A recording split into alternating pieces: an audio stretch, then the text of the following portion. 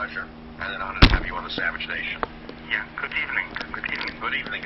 So you have said that others in politics also have doubts about man causing global warming, but they're constrained by fear, political fear. I mean, that's more or less your postulate, correct?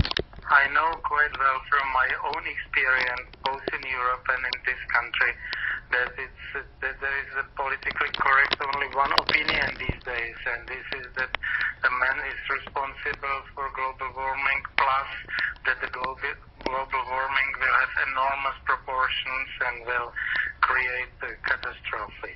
Well, I disagree with all those statements, and I try to argue, but I sometimes am frustrated that first, no one listens, and second, the people are afraid of speaking out truth. Yeah, well, of course, because they're living in a sort of totalitarianism of thought.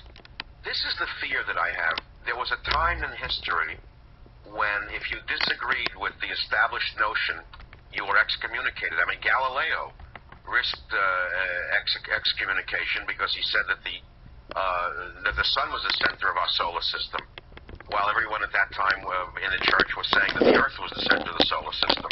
How is it that we have fallen so far that the left wing in Europe and the left wing in America is intolerant even of skepticism in science? How did this occur? First, I would like to say that I spent most of my life in the communist regime, and I know what it means, the non-existence of freedom, non-existence of freedom to speak, non-existence of freedom to have one's own opinion. So I am very sensitive in this respect, maybe oversensitive, and that's the reason why I decided to be much more active, because I don't know why it happened, but the people are buying that hypothesis because the environmentalists succeeded in creating an atmosphere of real danger in the world, which is really a nonsense. Well, I'm glad you brought up communism, because the statement that Al Gore makes, that all of science agrees, is utter rubbish. That's utter rubbish, because not all scientists agree that man is causing a global warming. But what's even more frightening is that many American scientists are afraid to speak out for fear of losing funding within their own departments, which is another form of totalitarianism, the economic totalitarianism that is controlled by the granting agencies. I have a list of major scientists from around the world, Europe and America, who also agree with you, who are also skeptical of this nonsense. And yet we never hear from them. All we hear is Al Gore, Al Gore, Al Gore.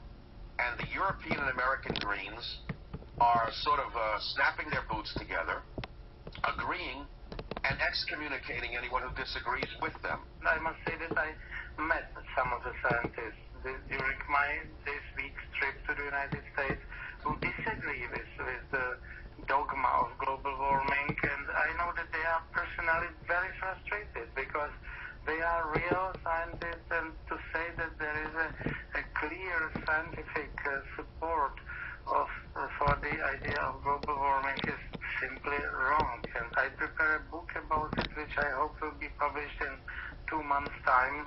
Topic of the day, I consider it one of the challenges of the current era. Now, your training is in economics, is it not? And your fear, I think your concern, is that by rushing down this path of true believers who are stating unequivocally that man is causing global warming, therefore we must turn over the reins of our economies to the United Nations. You and I both know what this is. It's a power grab. It can also destroy the economies of the West. Isn't that fundamentally what you fear? This is exactly what I fear, and because you started with mentioning communism, and we know quite well that communism was the main problem for environment. The environment in the communist countries was incredibly worse than of the capitalist countries, and just by changing the system, by transforming the society from central planning to free markets, and from so-called state ownership to private ownership, or introducing prices again, we helped very much the environment. And this is something that the people like Al Gore are not understanding or pretending not to understand, because communism was a centrally planned society, and I'm afraid that some of the environmentalists want to introduce a new version of the centrally planned society based on their ideas, but structurally it will be the same society as the society I was forced to live in for almost 50 years of my life. This is very serious business. And to have so many millions of people in Europe and in America believing a con man like Al Gore, and those are my words, not yours, is shocking that they've lost the ability to even evaluate for themselves the truth or the relative truth of the idea that man is causing global warming. They want to rush to believe. These are the true believers, and the devastating effects are even unknown as to what they will be. But to turn our economy over to bureaucrats in Brussels who will determine what kind of car we can drive, how far we can drive, when we can turn lights on, sounds exactly like the Eastern Europe that you left behind, does it not?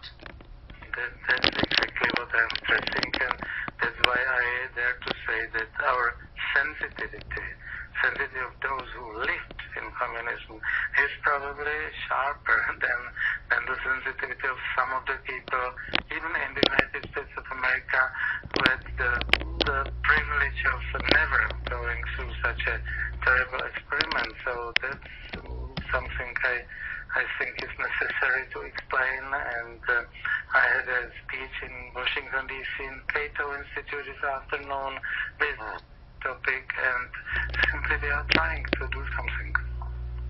Well, I really do appreciate you taking the trouble to be with us on the Savage Nation. We're speaking with Dr. Klaus. He's the president of the Czech Republic. He's a PhD economist, and he knows very well what devastation false science can have upon a society because he's lived through it.